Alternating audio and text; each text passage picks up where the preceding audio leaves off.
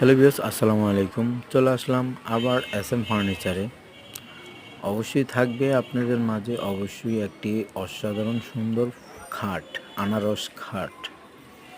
দেখতে পাচ্ছেন আনারস খাট মাত্র প্রাইস পড়বে 35,000 টাকা।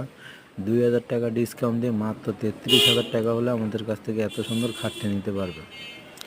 দেখতে পাচ্ছেন পাশাপাশি এখানে একটা ক্যাবিনেট, ভিতরে বাইরে সবই গ্লাস, 10 mm টেম্পার গ্লাস।